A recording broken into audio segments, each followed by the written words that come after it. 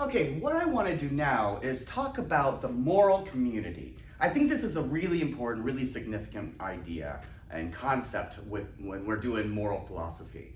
And I specifically want to address it as it relates to utilitarianism, the view that the morally right thing to do is maximize whatever creates, the greatest amount of happiness for the greatest number of people, and the morally wrong thing to do is whatever creates or maximizes suffering and pain and so forth. So first of all, the moral community, what we mean by this is simply that community of things, entities, individuals, maybe non-human animals included, anything that can be morally wronged. So I'm going to say if X can be morally wronged,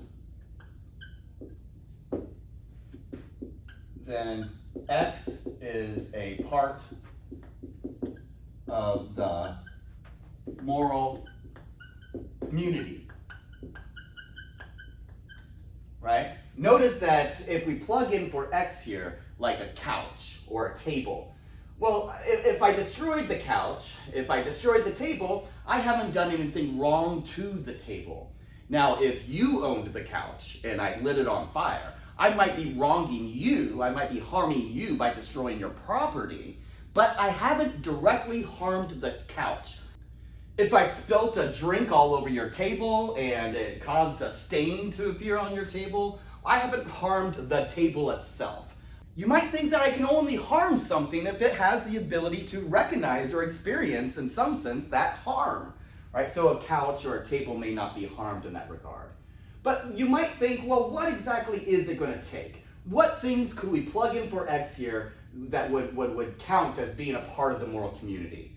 Now, one way of answering that question is by appealing to a moral status.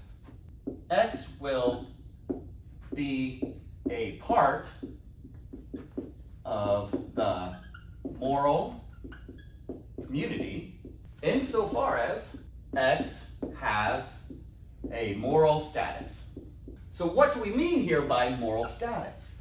So you might think of that as being sort of your ticket into the moral community. That's sort of the thing that lets you in and be a member of the moral community. And you might think there's different ways to cash out what a moral status is. But let's think about it in terms of utilitarianism. How exactly does the utilitarian understand and view what it means to have a moral status? For the utilitarian, in order to have a moral status, you have to be the sort of thing that can experience pain and suffering. The sort of thing that could experience pleasure and happiness. So that essentially means that you would have to be sentient. You would have to be at some level of minimal consciousness such that you experience the world around you. You're sentient in that sense. So that's what we're going to say with regard to the utilitarian. What they would say has a moral status. According to utilitarianism, again, UT is just going to mean utilitarianism, X has a moral status in virtue of being sentient, which we just mean the ability to experience pain, suffering, pleasure, and happiness. All right, so according to the utilitarianism, anything that has the ability to experience pain and suffering or pleasure and happiness, anything at all that has that sort of experience of the world around them, then they will have a moral status. That's what it takes to have a moral status according to utilitarianism.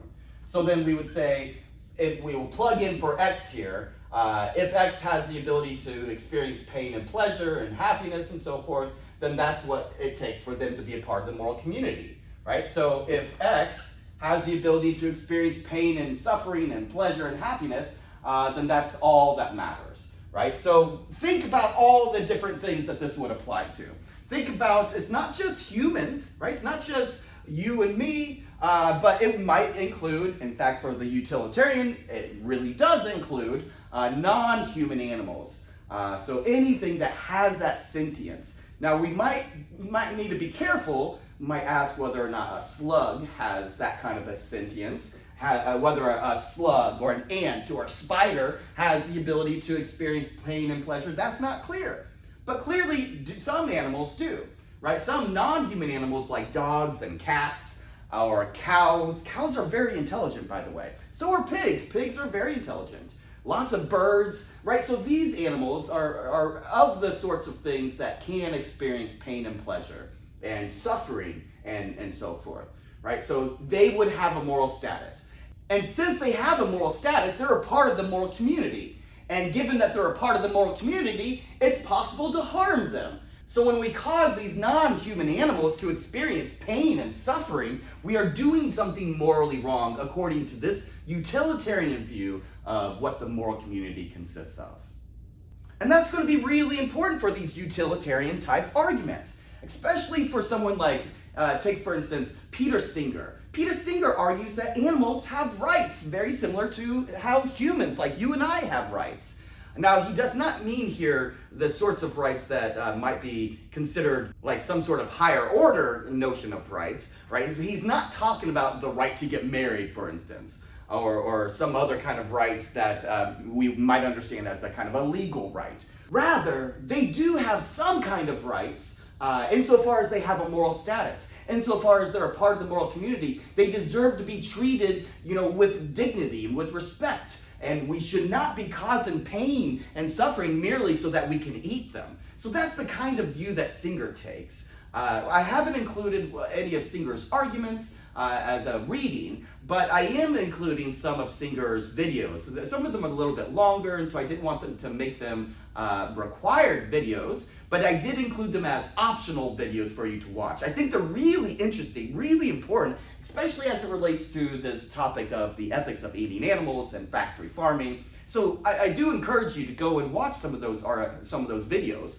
that Singer gives. But for the purpose of this particular module, we're going to focus on a lecture that was given by Alistair Norcross, based upon his reading, the reading that you do have as a required reading, about whether or not factory farming is ever morally permissible, and what sort of argument could we offer against this idea that eating animals for food is acceptable. So what I'm going to do is I'm going to kind of introduce the argument that Norcross offers before you watch the lecture that he actually gave on this topic.